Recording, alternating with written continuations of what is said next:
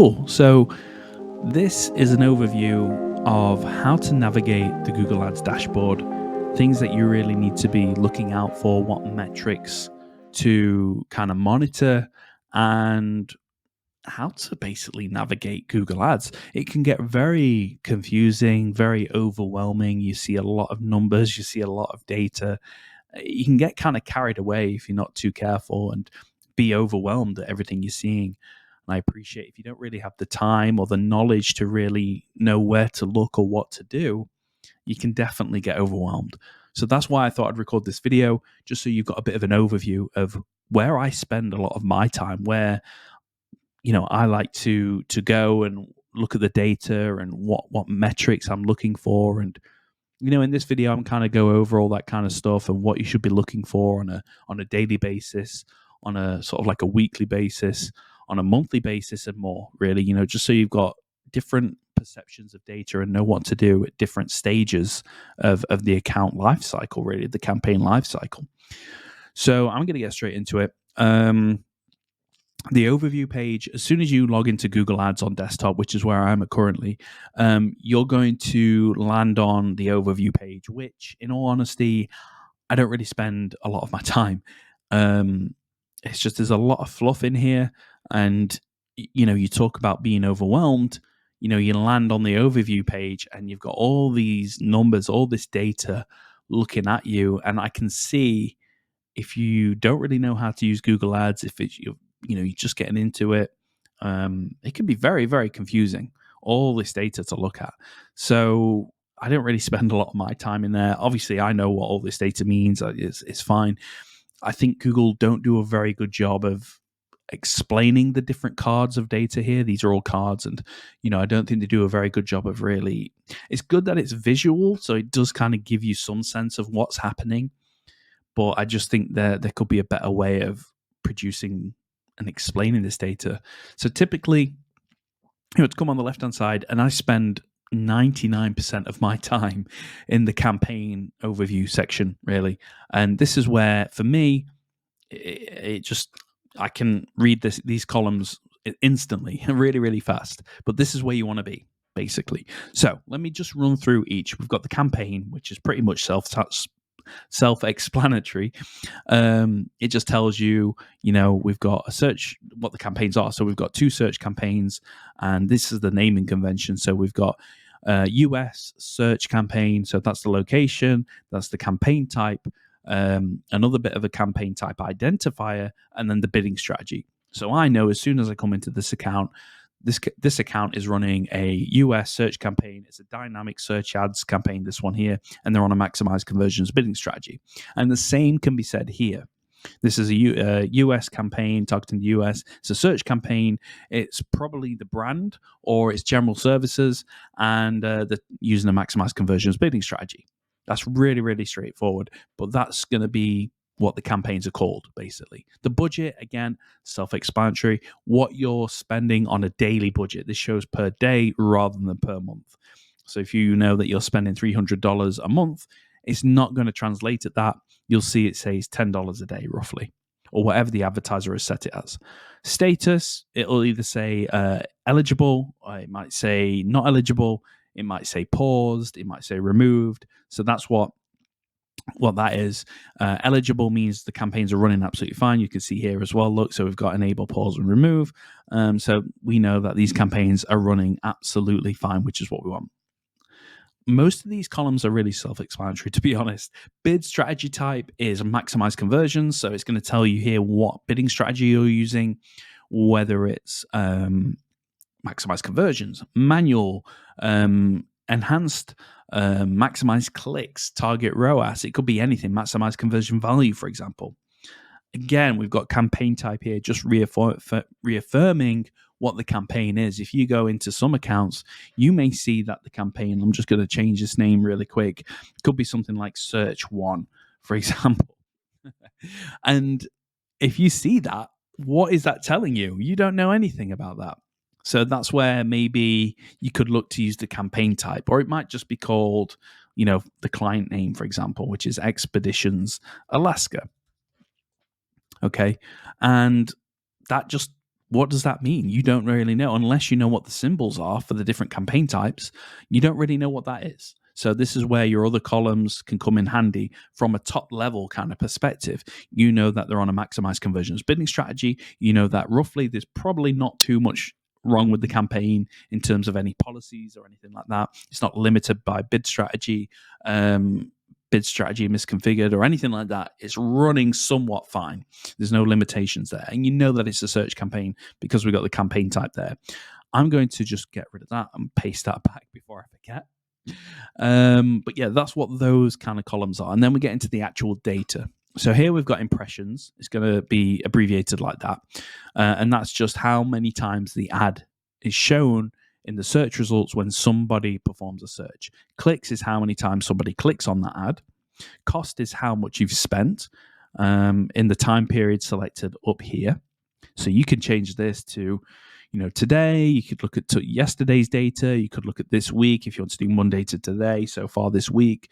You could do last 7 days. You could look at last week, all of last week if you wanted to.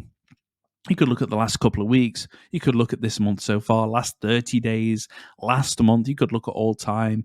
And then you've got a few other options here as well where you can say, right, let me look at the last 6 months.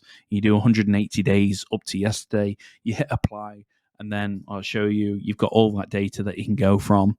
You can start to look at different things. You can do last 30 days there, which is quite handy. Thank you, Google. You could do last 14 days as well. You can do a lot with this, and also you can interact with the calendar. So it's not like you have to use those. You can actually go and say, right, let me take a look at, say, the 14th of February, Valentine's Day, up until yesterday, and hit apply. And you can do that. And it shows you different time periods and data from the time periods you select. I'm just going to, for the purposes of this video, going to focus on the last 30 days. But yeah, so cost is always going to change in relation to what you are looking at. But to be honest, the whole data is going to change based on the different view. So you can see that here we've got 3,753 clicks for this campaign. If I was to look at the last 7 days, all of a sudden we've got 796, and the clicks have drastically reduced as well because we're looking at a shorter data set. We're not looking at a larger data set. We've reduced it down to the last 7 days rather than the last 30. Cool. So average cost per click is how much on average you're paying for a click. Click-through rate is how frequently people see your ads and click through on them. So typically, this is pretty high. If you typically what I see on average is around a 3%, 5% click-through rate. If you're hitting anywhere between like 10% here, pretty much 15%, anything like that, you're doing really well. And for me, that is an indicator of some sort of success. On average, when somebody sees your ad, 15% of the time, for example, here 10% of the time, they're clicking on that ad. So it shows some sort of quality of traffic, some sort of relevancy. To me, that says you're targeting the right people, and when they see your ads, they're clicking through it. If you've got a click-through rate of, say, 1% or 0.50% or whatever it might be, maybe you want to look at your ads, maybe you want to look at your targeting parameters and make sure that your ads are targeting the right people. But if you're hitting anything from 5%, 6%, 7, 8, 9, 10, 15, even 20%, then you're definitely targeting the right people with your ads, and they're clicking through on them more frequently and more often than not. Conversions should be self-explanatory. That's how many conversions you've had in the time period given. Views relates to YouTube. Sorry, I don't know why that's really in there because we're not really doing anything with YouTube for this client. Cost per conversion just means what your cost per acquisition is. So at the moment, this client over the last 30 days is paying $37.59 for a lead. So basically, that's one conversion is costing them $37.59 in advertising dollars. So that's not bad, really. If you've got a cost per conversion of, say, it really depends on what industry you work in. It depends what your margins are. If you're working in more of the engineering niche and you're selling high value, high ticket items, then having a cost per conversion of $150 might be really good for you. So it's all relative to the different niches, the different industries that you work in. For this client, I think hitting about 37, 35 and less is probably quite profitable, really. I think we've got room to move as well. So I think that's quite good. Conversion rate is obviously how frequently your ads are converting. In this account, at least for the dynamic search ads campaign, we can see we've got a conversion rate of 2.17%, which is pretty good. For lead generation, typically the higher the better. I think the best I've ever seen is around 25%, maybe 30% conversion rate. So if you're hitting that, you're doing very, very, very well. You might be one of the best accounts out there. Any more than that, you're doing really well. You're not going to see conversion. If I saw a conversion rate for, say, 90%, 80%, 70%, maybe 60%, I would get suspicious and I'd be digging into the data and I would be thinking, okay, this client or this account is not tracking conversions correctly. And I would go on a bit of a rabbit hole trying to identify why is the conversion rate that high? What else are they tracking as conversions? Because that just smells too suspicious for me. So anywhere between, 2%, 1%, all the way up to 30% is about, where you want to be sitting. Certainly if you're on the 30% side of things and you're doing something incredibly right, and that's brilliant. You're converting very, very well. For e-commerce, if your conversion rate is around 1%, your average, anything higher than that, you're doing really well. But for lead generation, which this account is, 2% isn't bad, but we need to increase that. If that's around 5%, 10%, 15%, then it's converting much better. But again, it really depends on what the service is, what the industry is. If this was HVAC, if this was a plumber, if this was like a tree surgeon or anything like that, then conversion rates are going to be much higher because there's a need for that. There's a general need for a plumber to come and fix the toilet, fix the shower, fix the leak, whatever it might be. This is in the leisure kind of niche. So whilst people want to go on holiday and some people need a holiday, me included, I think conversion rates aren't going to be as high as they would be for a plumber or a HVAC or a tree surgeon. So I think sitting around the 5% conversion rate for this niche would be really good. I'd have to check the averages, but I'm sure the data's out there, so you could have a look at what the averages are for conversion rates in different niches to give you an idea. But I think we're sitting about right. If we can bump that up to 5, I'll be a lot happier. And obviously, when you bump up your conversion rate, your cost per conversion is going to decrease. More than likely, your cost per click will decrease, and it just benefits everybody at the end of the day. So, yeah. And then we get into the more confusing columns. Let me just go through phone calls because that's quite self-explanatory. So phone impressions, again, is similar to impressions itself. It's how many times people have searched and have seen the phone number associated with the ad copy. So that's what phone impressions are. And then phone calls are how many times people have actually dialed the number, as in like clicked to call and then phoned up.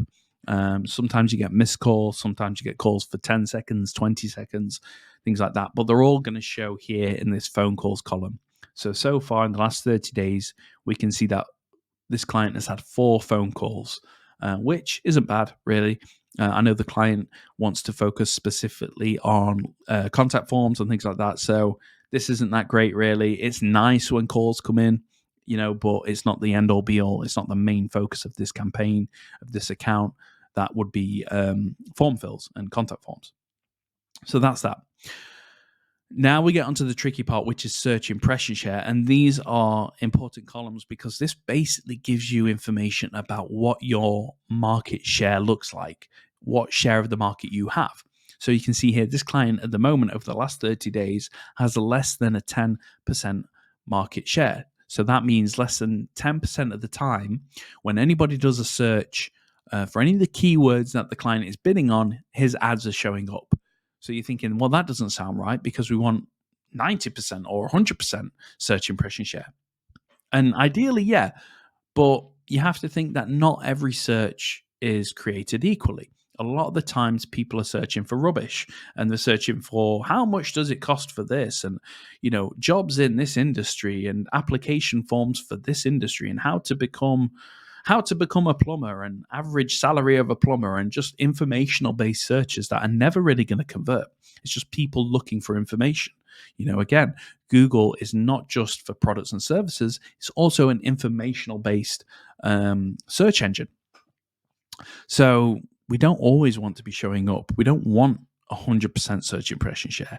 We don't want a 90% really.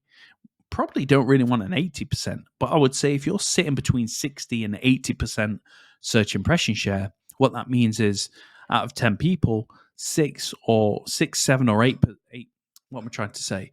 If there's 10 people searching, then 6 times out of 10, the client's ad will show. If you've got a 60% search impression share, and this is where it gets tricky. If you've got an 80% search impression share, then 8 out of 10 people will see the client's ad with only 2 people missing. And then the corresponding columns, these 3 columns all add up to one another, all add up to 100%. So you're not going to see 100% here. You're not going to see 100% there. You're not going to be 100% there. It's going to all add up equally to 100 because these 3 columns work in tandem. So search impression share is how frequently your ads are showing to people, how much of the market you're capturing. Search lost impression share, so search lost is rank. Search lost impression share rank, meaning what is your search lost? How many impressions have you lost due to your rank, meaning your bid, is that. So you can see that 70% of the time we're losing impressions because we're not bidding high enough. So all we need to do there is bid higher, be a bit more aggressive with our bid. But we know that actually in the next column, we're losing impressions, search lost impression share budget. We're losing out on 30% of the time because we need more budget allocated to this campaign. And then at that point, we should get more impressions because we've increased the budget.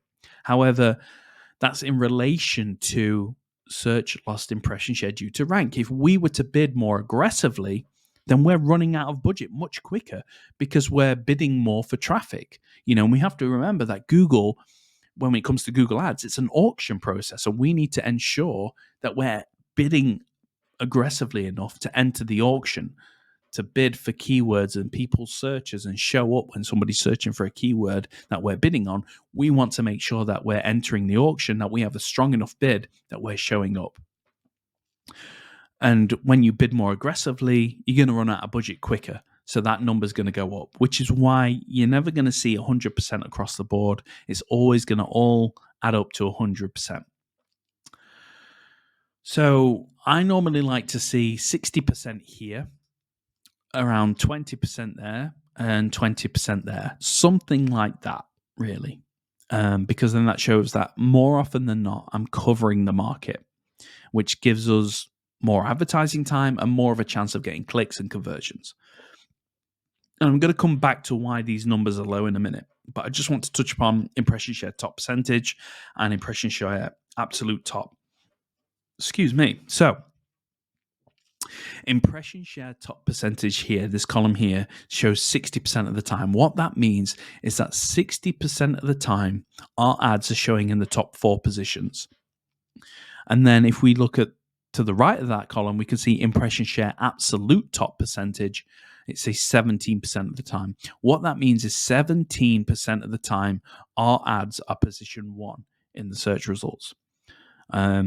So obviously we want to increase that. But again, it's in relation to your search impression share columns. If you bid really aggressively, then that number's going to shoot up. If you're not bidding so aggressively, that number's going to come down, because if you're bidding really aggressively, you're taking top spot, which is great. So a lot of the times clients say, well, I want position 1. I want top spot. And that's fine. But how often do you want to advertise for? Do you want to advertise for, say, a couple of hours throughout the day and then run out of budget? Or do you want to be consistent and advertise for much longer throughout the day? In which case, do you want to focus on position 1, or do you want to focus on market share? That's the question. So when clients say, I want to be top spot position 1, okay, well, we can take that into consideration. But at the end of the day, it really comes down to, do you want to run out of budget sooner or later? I guess you could say. So why are these numbers over here? Why is search impression share less than 10%? That's because we're using an automated bidding strategy. That's because we're using maximized conversions. I don't have the control to go in and tell Google, hang on a minute, we're paying too much for a click. Oh no, we're not paying enough for a click. At 70%, I want to increase the bid, right? So we're averaging about 82 cents. I want to bump that up to 125, maybe 150, and see how we get on there. And that should increase the search impression share. What you'll see then is the search lost impression share due to rank drop. That may drop to somewhere like 40%, maybe 30%, maybe even less. And then you'll see that the search lost impression share due to budget is going to go up.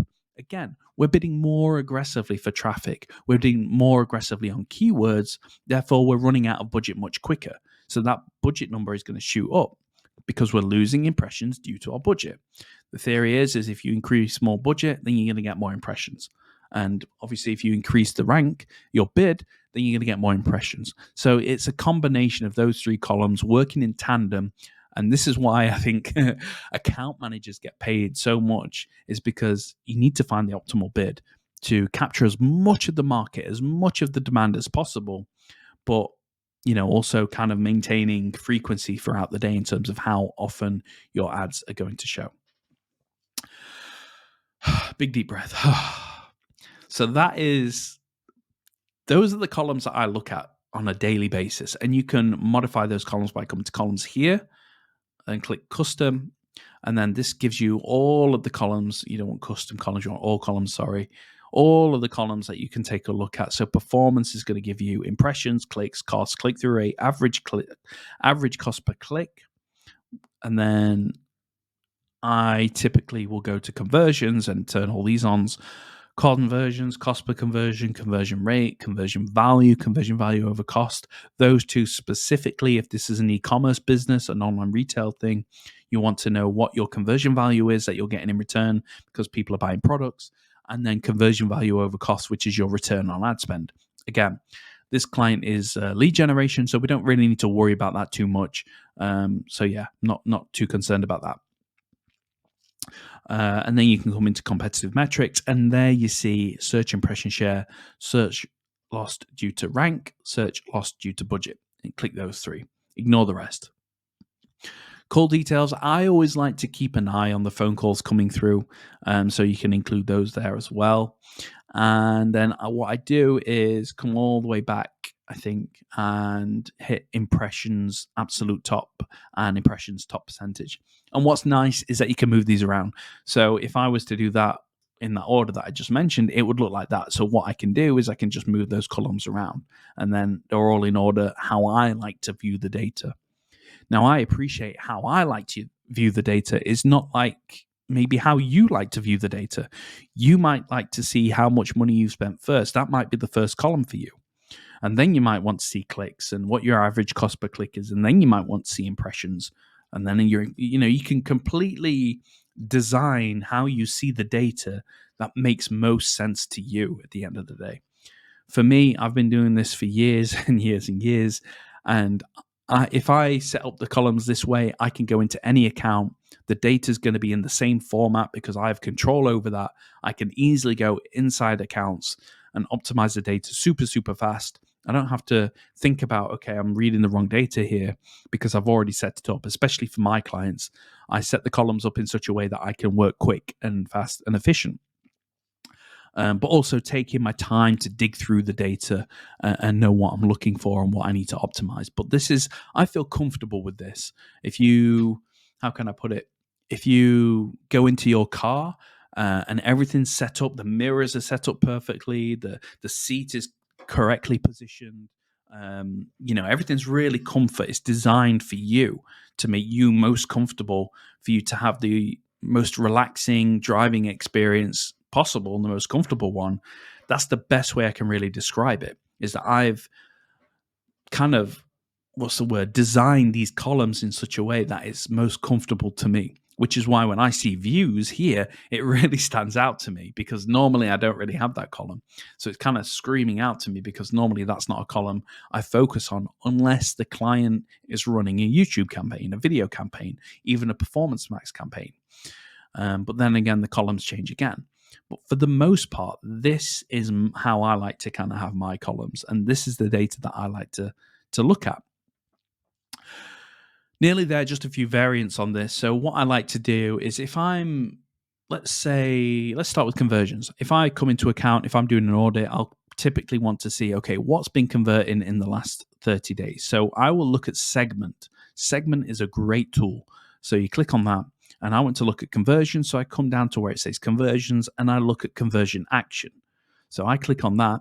And when you do, all you can see is great. We're getting contact forms, which is what the client wants. We've had 8 in the last 30 days. That's brilliant. That's fantastic. I'm happy with that. We need to scale that up and get more, of course. But for the most part, I know that this account, this campaign is generating conversions, what the client wants. And that's great. Happy with that. So this segmented tool basically shows you from a top level perspective, from an overview glance, okay, where conversions coming from. And then once you want to get rid of that, you can just hit none and it goes back to normal. I also like to use the segment tool for network from time to time, just to see, okay, where are we spending the majority of the budget? Is it going to the Google search results page? Is it going to the search network? Is it going to the display network? All that kind of stuff. Again, really happy with this. And I know I'm happy with this because I manage this account. So I know I'm happy that 100% of the budget is going towards the Google search channel, which is what we want. Again, go back to segment, hit none. And the other thing I really like to do is you might get a question from a client. You might get a question from yourself. You might say, are we spending the budget on a daily basis? And the best way to look at that is if you go back 7 days, you can segment by time and click on day. And then if we focus on this cost column and the budget, we can see for this campaign, we're spending $10 a day. That's what we want to spend in this campaign. If we look to the right of the screen, we can see, right, on Monday, the 11th of March, we spent 11.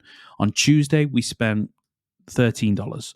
On Wednesday, we spent $1.77. I don't mind that. I'm happy because we spent 11 there, we spent 13 there. And then if we look at Thursday, we spent 15. Friday, we've spent 5 or 6. That's fine. And then Saturday, we spent 15. You're not going to see, a lot of the times, you're not going to see $10, $10, $10. It's always going to be there or thereabouts. Google doesn't work that way. Google works on a 30.4 average, 30.4 day average, because if you add up all the days of the month over a 12-month period, that's how many days on average there are per month. Obviously, with February, you have 27, 28 days in the month, sometimes 29, I think. But then other days you have 30 days, other days you have 31 days. So it all kind of mixes and matches right throughout the year. But Google works on average of a 30.4 day, so per month. That's why you'll never really spend, for this campaign, it shouldn't really spend more than $300 a month because we have it set to $10 a day. So that's what we want. So some days you're going to see 11, some days you're going to see 13, other days you're going to see 5, because it's trying to maximize how many impressions it can get on one day and pull back on the quieter days. It's quite smart when you think about it. So you can do that for 7 days, and you can even do that for 14 days. If we go by time, we can do day again. You can look at the last couple of weeks and say, right, are we spending the budget over the last couple of weeks? It's not looking too bad. You can look at both campaigns, for example. Any more than that, if you want to look at the last 30 days, you don't have that ability. You can see day is grayed out. You have to go by week. And I don't really like looking at it per week. I'm looking at it by day. It just makes more sense to me to see, are we spending the budget on a daily basis? Yes, great.